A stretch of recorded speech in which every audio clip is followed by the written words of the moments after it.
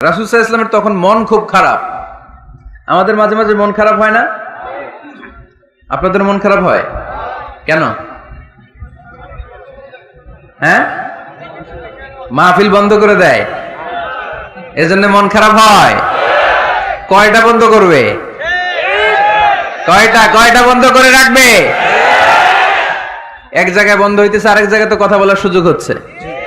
Publicly কথা বলার সুযোগ না দিলেও মোবাইল নিয়ে লাইভে কথা বললে শোনা যাবে না? আসলে বন্ধ করার সুযোগ নাই।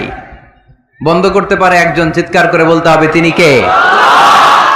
যারা বন্ধ করতে চায় ওদেরকে আল্লাহ কবে বন্ধ করে দেয় ওইটারই কোনো হিসাব নাই।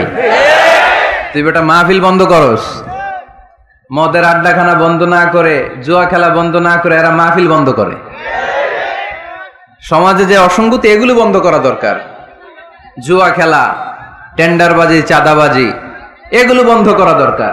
কোরআনের মাহফিল যারা বন্ধ করে এরা বুঝে না, কপাল পোড়া, এদের হেদায়েত নাই কপালে। চিল্লা এখন ঠিক কিনা? হ্যাঁ, এটা ঠিক। মাঝে মাঝে আমাদের জীবনে বিপদ আসে, পরীক্ষা আসে, মুসিবত আসে, এগুলো আসে আমাদেরকে শক্ত করার জন্য, ঠিক কিনা? আমাদের কোমরকে সোজা করার জন্য, আমাদের পায়ের নিচের মাটিকে শক্ত করার জন্য। প্রতিকূল পরিবেশে কি করে বীর দর্পে দাঁড়িয়ে থাকতে হয়, নিজের অস্তিত্বের প্রমাণ দিতে হয়, সেটা শিক্ষা দেবার জন্য। এজন্য মুমিনের হারাবার কিছু নেই। লা তাইয়াসু মির রাউহিল্লাহ, আল্লাহর রহমত থেকে নিরাশ হয়ো না। ইন্নাহু লা ইয়াইয়াসু মির রাউহিল্লাহি ইল্লাল কওমুল কাফিরুন, কাফের ছাড়া, মুশরিক ছাড়া, নাস্তিক ছাড়া, মুনাফিক ছাড়া কেউ কখনো আল্লাহর রহমত থেকে নিরাশ হয় না। আমরা সবসময় আল্লাহর রহমতের ভিখারি। ওমরে ফারুকের মতো শক্তিশালী লোক মক্কায় দ্বিতীয়টা ছিল। উনি বললেন, ইয়া রাসূলুল্লাহ, আপনি কি সত্য নবী না? আল্লাহ রাসূল বললেন, হ্যাঁ সত্য নবী। এই কোরআন কি সত্য না? সত্য। ইসলাম কি সত্য ধর্ম নয়? এটাও সত্য। ওমরে ফারুক বললেন, ফা ফীমাল ইখতিফা, তাহলে লুকায় লুকায় কেন? তাহলে সাফা পাহাড়ের পাদদেশে আরকাম ইবনে আবিল আরকামের ঘরের ভেতরে অন্ধকার কূপে দাঁড়িয়ে কোরআনের তেলাওয়াত কেন? ময়দানে নেমে পড়েন, আমি উমর আছি, দেখি কে কি করবে। রাসূল সাল্লাল্লাহু আলাইহি ওয়াসাল্লাম বললেন, না, এটা মাক্কি জীবন, ধীরে সুস্থে দাওয়াতি কাজ করো। ওমর ফারুকও ছাড়বে না। বললেন, ইয়া রাসূলুল্লাহ, একটা মিছিলের অনুমতি দেন। আল্লাহ রাসূল বললেন, যাও মিছিল দাও। ওমর ফারুক 2টা লাইন করলেন, মোট খুঁজে পেলেন 11 জন। সুবহানাল্লাহ পড়েন। এক লাইনের নেতা বানালেন আল্লাহ রাসূল সাল্লাল্লাহু আলাইহি ওয়াসাল্লামের খুদ চাচা হামজা ইবনে আব্দুল মুত্তালিবকে। আর আরেক লাইনে উনি দাঁড়ালেন 6 জন 12 জন, উনি সহ 12 জন। 12 জনের মিছিল।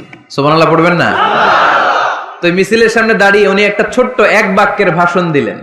উনি বললেন, মান আরাদা আন তাসকুলা উম্মু ইয়াতামা ওয়ালাদু তারমিলা যাওজাতুহু ফালিয়াসুদ্দানি। এই মক্কার নেতা খেতারা, কে আছো? কে চাও মায়ের বুককে খালি করতে? কে চাও সন্তানগুলোরে ইয়াতিম বানাতে? কে চাও তোমার স্ত্রীকে বিধবা বানাতে? সামনে আসো, পারলে আমি ওমরে ঠেকাও। ওমরে ফারুক দাঁড়ালেন, দাঁড়িয়ে তাকবীর শুরু করলেন, আল্লাহু আকবার, আল্লাহু আকবার, আল্লাহু আকবার। এক একটা স্লোগানে মক্কার মরুজমিন সেদিন থারথার করে কেঁপেছে। ইতিহাস সাক্ষী, আবু জাহেল, উতবা, সাইবা এই আল্লাহু আকবার স্লোগান আর শুনে নাই। হঠাৎ ভাবলো, ঘটনা কি? কার এত সাহস আমার নির্বাচনী এলাকায় আল্লাহু আকবার নামে স্লোগান দেয়? নেমে আসলো, ঘর থেকে বাইরে আইসা দেখে মিছিলের সামনে কে? ওমর রে দেখে দিছে এক দৌড়। রাত্রি যত গভীর হয়, অন্ধকার তমানিসা ভেদ করে সুবহে সাদেক হয়। গর্ভবতী নারীর যেদিন পেটের ব্যথাটা বেশি বাড়তে থাকে, বোঝা যাচ্ছে নতুন মেহমান আগমনের সময় কাছে এসেছে। জোরে কোন ঠিক কিনা? তেমনি মুমিনের জীবনে দুঃখ, কষ্ট, বিপদ যদি আসে, বুঝতে হবে সুদিন, ভালো দিন, কল্যাণের দিন সামনে অপেক্ষা করছে। চিল্লায় বলেন ঠিক কিনা? তাই হাল ছাড়া যাবে না, নিরাশ হওয়া যাবে না। ভরসা রাখবো সবাই কার উপরে? জোরে বলতে হবে, কার উপর? মনে থাকবে সবার, সকল ক্ষমতার উৎসকে আল্লাহ। কেউ যেটা পারে না পারে কে? আল্লাহ। কেউ যেটা দেখে না দেখে কে? আল্লাহ। কেউ যেটা দেয় না দেয় কে? আল্লাহ। সে আল্লাহ তাআলার জন্য আমরা সবাই পড়ব কালিমাতুশ শুকর, আলহামদুলিল্লাহ। আলহামদুলিল্লাহ। সবাই পড়েন, রব্বানা লাকাল হামদ, রব্বানা লাকাল হামদ, হামদান কাসীরান, হামদান কাসীরান, তাইয়িবান, তাইয়িবান, মুবারাকান ফীহি, মুবারাকান ফীহি। ইয়া রাব্বি লাকাল হামদু কামা ইয়ানবাগি লিজালালি ওয়াজহিকা ওয়া আযীমি সুলতানিকা লাকাল হামদু বিল ঈমান লাকাল হামদু বিল ইসলাম লাকাল হামদু বিল কুরআন। আমরা প্রশংসা করলাম কার? সব সময় প্রশংসা করব কার? আল্লাহর প্রশংসা করলে লাভ না লস? আল্লাহর প্রশংসা করতে আপনাদের ভালো লাগে? যারা আল্লাহর প্রশংসা বেশি বেশি করে আল্লাহ তাআলা তাদের উপর নেয়ামতের বাড়িধারা আরো বাড়িয়ে দেয়।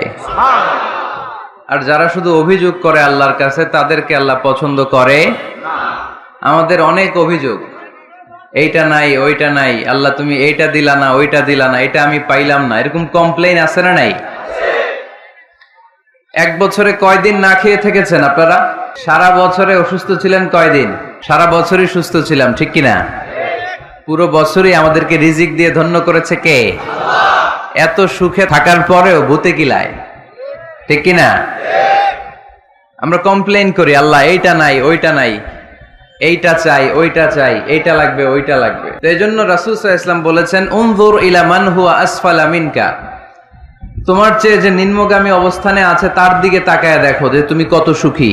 তোমার চেয়ে উপরের দিকে যারা আছে তাদের দিকে তাকিও না, নিচের দিকে যারা আছে তাদের দিকে তাকাও। হাসপাতালের বার্ন ইউনিটে যান, আগুনে ঝলসে গিয়েছে যে সমস্ত মানুষের দেহ, তাদেরকে ভর্তি করা হয় হাসপাতালের বার্ন ইউনিটে। ওখানে গেলে দেখবেন যে তারা কিভাবে চিৎকার করে, সারা দেহটা ঝলসে গিয়েছে, জ্বলে পুড়ে ছারখার। রক্তের মধ্যে একটা উপাদান আছে প্লাজমা, এটা ঠান্ডা করে ভিতরে ঢুকাইতে হয়। চিৎকার আর চিৎকার। হাসপাতালে ভর্তি ক্যান্সার রোগীকে দেখে আসেন, আমার তো এটা লাগবে ওইটা চাই ওইটা চাই। একজন ক্যান্সার রোগী, ওরা জিজ্ঞেস করেন ভাই তুমি কি চাও? কয় কিচ্ছু চাই না, আমি খালি বাঁচতে চাই। আমি অনেক কিছু চাই, কিন্তু ক্যান্সারে আক্রান্ত রোগী কি চায়? একটা চাওয়া, তার এইটা ওইটা, বাড়ি ঘর ধন সম্পত্তি কিচ্ছু লাগবে না, সে শুধু কি চায়? বাঁচতে চায়। এজন্য বেঁচে যে আছি এজন্যই পড়তে হবে আলহামদুলিল্লাহ। মাবুদ তুমি যে বাঁচিয়ে রেখেছো, বেঁচে আছি আলহামদুলিল্লাহ। এজন্য সবসময় আলহামদুলিল্লাহ পড়তে রাজি আছেন তো? কারণ হিউম্যান ডিমান্ডস আর আনলিমিটেড, মানুষের চাহিদার কোনো শেষ নাই। আছে নারী আছে বাড়ি চাই, বাড়ি আছে গাড়ি চাই, এটা আছে ওটা চাই, ওটা আছে সেটা চাই। আল্লাহ রাসূল সাল্লাল্লাহু আলাইহি ওয়াসাল্লাম বললেন ওয়ালাইয়ামলা আফাহু ইল্লা তুরাব, কবরের মাটি তোর মুখে ঢোকার আগ পর্যন্ত তোর এই চাই চাই স্বভাব কোনোদিন থামবে না। লাউ আন্না লিকুল্লি ইবনি আদম ওয়াদিয়ান মিন যাহাব আহাব্বা আন ইয়াকুনা লাহু ওয়াদিয়ান। আল্লাহ রাসূল সাল্লাল্লাহু আলাইহি ওয়াসাল্লাম বললেন বনি আদমের প্রত্যেককে যদি একটা করে জান্নাতের স্বর্ণের পাহাড়ের মালিকও বানিয়ে দেয়া হয়। স্বর্ণের পাহাড় দেখছেন আপনারা? আমিও দেখি নাই। তো এই স্বর্ণের পাহাড় প্রত্যেককে যদি একটা করে আল্লাহ মালিক বানিয়ে দেয়, তারপরেও আমরা প্রত্যেকে আরেকটা পাহাড়ের মালিক হওয়ার জন্য ট্রাই করব। স্বভাব। আসলে সমস্যাটা কি? স্বভাব। বুঝে শুনে উত্তর করেন তো, একটা স্বর্ণের পাহাড়ের মালিক যদি আমি হই, শুধু আমি না আমার 14 পুরুষ এটারে বিক্রি করে খেয়েও কি শেষ করতে পারবো? তাইলে আরেকটা স্বর্ণের পাহাড় লাগবে কেন আমার? আল্লাহ রাসূল সাল্লাল্লাহু আলাইহি ওয়াসাল্লাম বললেন একটা স্বর্ণের পাহাড়ের মালিক হলেও আরেকটা স্বর্ণের পাহাড়ের জন্য মানুষ পাগল হয়ে যাবে। ওয়ালাইয়ামলা আফাহু ইল্লা তুরাব, কবরের মাটি যেদিন ওর মুখে না ঢুকবে, ওর এই খাই খাই নাই নাই এই স্বভাব তার বন্ধ হবে না। আমরা ওই অকৃতজ্ঞশীল বান্দাদের অন্তর্ভুক্ত হতে চাই।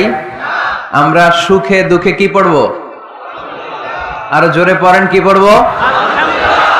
শীতকালে কি পড়বেন? গ্রীষ্মকালে? দিনের বেলায়? রাতের বেলায়? খাওয়ার পর? না খেয়ে থাকলেও আমরা সব সময় আলহামদুলিল্লাহ পড়বো। আমরা সব সময় আল্লাহ শুকরিয়া করব। শুকরিয়া করলে আল্লাহ নেয়ামত বাড়িয়ে দেয়। লা ইন শাকারতুম লা আযীদান্নাকুম ওয়া লা ইন কাফারতুম ইন্না আযাবি লাশাদীদ। যদি আমার শুকরিয়া করো আমি নেয়ামত বাড়িয়ে দেব, আর না শুকরি করলে আযাব দেব। নাও দ্য ডিসিশন ইজ ইয়ার্স। সিদ্ধান্ত আপনার। আযাব চান নাকি আল্লাহর নেয়ামত চান? জোরে বলতে হবে কি চাই? আমরা আল্লাহর নেয়ামত চাই। এজন্য আমরা কমপ্লেন করব না যে আল্লাহ এইটা দাও নাই, ওইটা দাও নাই, এইটা পাই নাই, ওইটা পাই নাই, ও তো ভালো আছে, আমি ভালো নাই কেন? ওর চাকরি হয়, আমার হইলো না কেন? ও বিসিএস এ টিকে, আমি ফেল মারলাম কেন? ওর ব্যবসায় হিট লালে লাল, আমার খালি লস কেন? কিচ্ছু দিলা না আল্লাহ তুমি আমারে, বলবেন এগুলা? সবসময় কি বলবো? আরো জোরে কি বলবো? This is my first and foremost message today for you. আজকের দিনের প্রথম মেসেজ হচ্ছে আমরা সব সময় আলহামদুলিল্লাহ পড়বো। রাজি আছেন? আল্লাহ তুমি কবুল করো।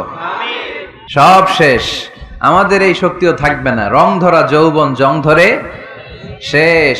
মরিচিকার পেছনে ছুটছি আমরা পাগলের মতো, ব্যস্ত সবাই ব্যস্ত, সুপার বিজি। কেন বিজি নিজেও জানে না।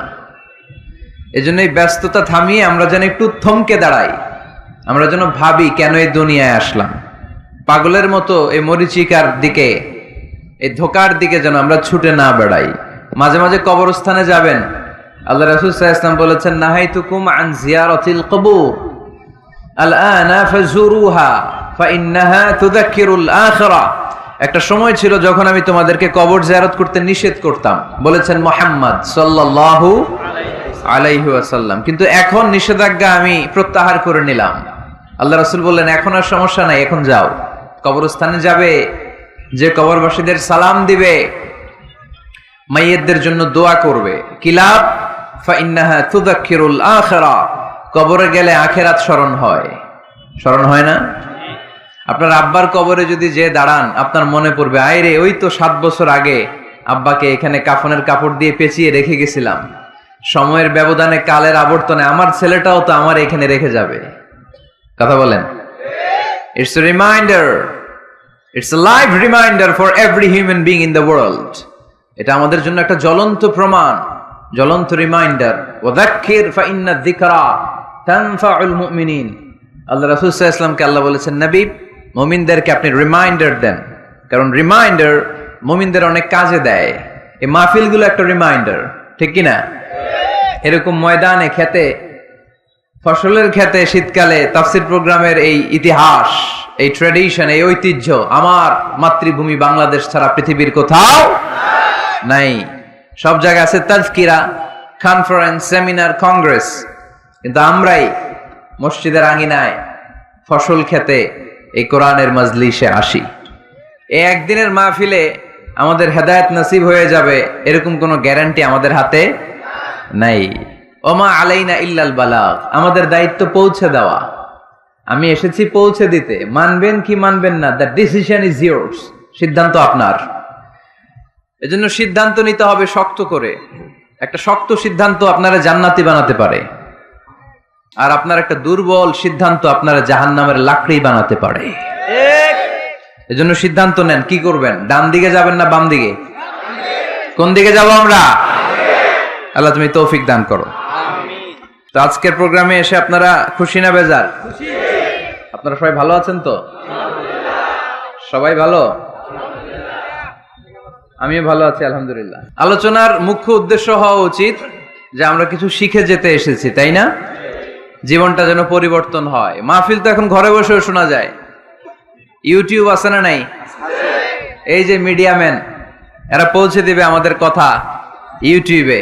অনেকে আছে এখানে ধাক্কাধাক্কি করে প্যান্ডেলে আইসা শুনবেন আওয়াজ, এরা ঘরে বসে বসে এয়ারকন ছেড়ে দিয়ে কফির কাপে চুমুক দিবে আর ওয়াজ শুনবে, তাই না? তো এখন এটা সহজ হয়ে গেছে।